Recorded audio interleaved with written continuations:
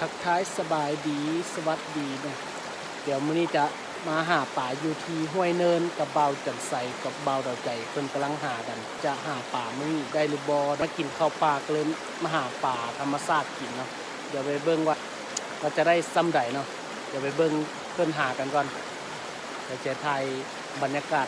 ในยามค่ำคืนให้เบิ่งนำกันเด้อเบาจันใสกับเบาดาวใจกำลังหาป่าเนาะกำลังดำลงยิงป่าว่าสิได้บ่เนาะ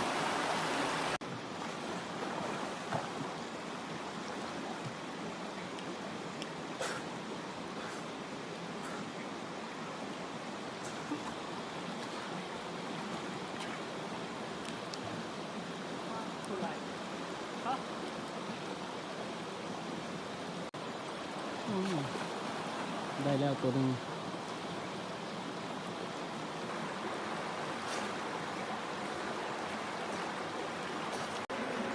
ได้มาแล้วนี่พอเราใจยิงควบสองเลย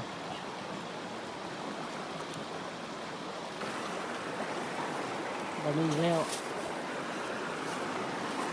นี่จะปลาขาวเนาะ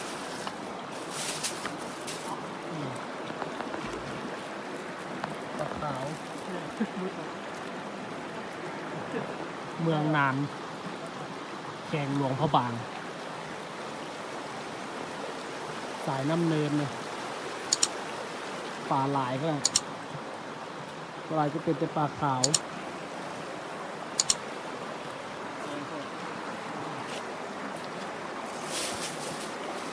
หมานอยู่บนนี้เบาทำดังทีมสายดำหากินหมานนะ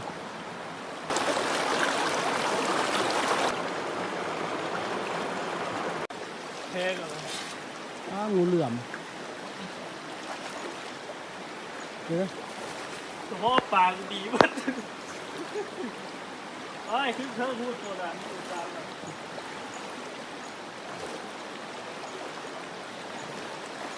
ว้าว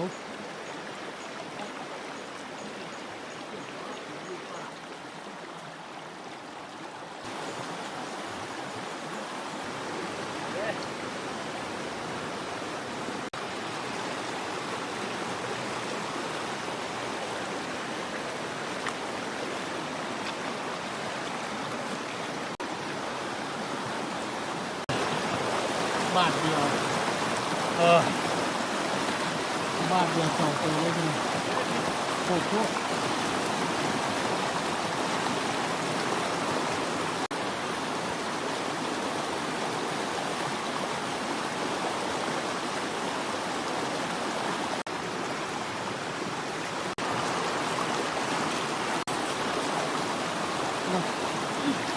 ไม่จืดเลย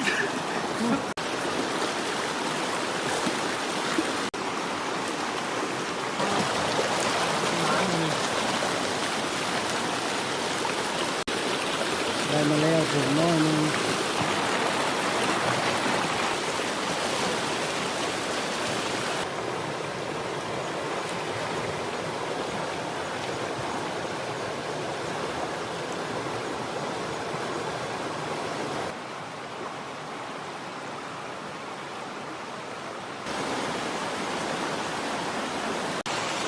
เริ่มหนาวแล้วเริ่มมีควันแล้วตัวสั่นเริ่มหมานมานี่บ่าวจัดใส่กับบ่าวเดาใจหาปากแจ่มบรรยากาศนะ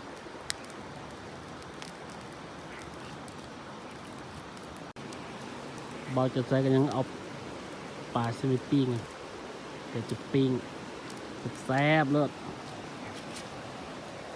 ปลาอย่างปลาเพียบอ่ะ ปลามัน ประมาณ คิง ปลาคิง ประมาณเดี๋ยวมื้อหน้ามาตอนสวยลองมาฮอนเบิ่งกูนะดินทรายคือสิมีคำขนาดนั้น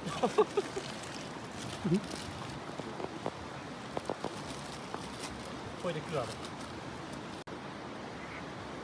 หาปลายังบ่พร้อม ปิ้งให้พร้อมสุดยอดมากเลยบ่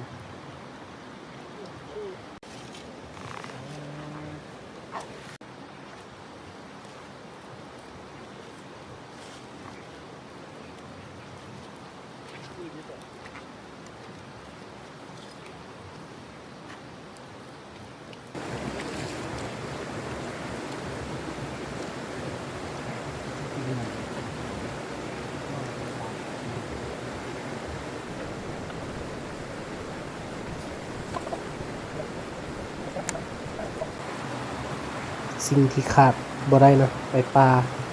ก็มี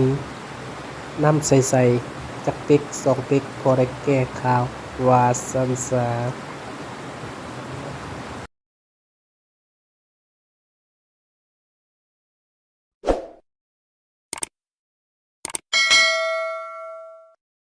สำหรับคลิปนี้ก็จะได้ขอลาทุกคนไปก่อนเนาะเป็นจังไดก็อย่าลืมกดไลค์กด Subscribe และกดกระดิ่งเพื่อแจ้งเตือนคลิปใหม่ๆให้เด้อแล้วพบกันใหม่ในคลิปต่อไปสวัสดีสบายดีบ๊ายบาย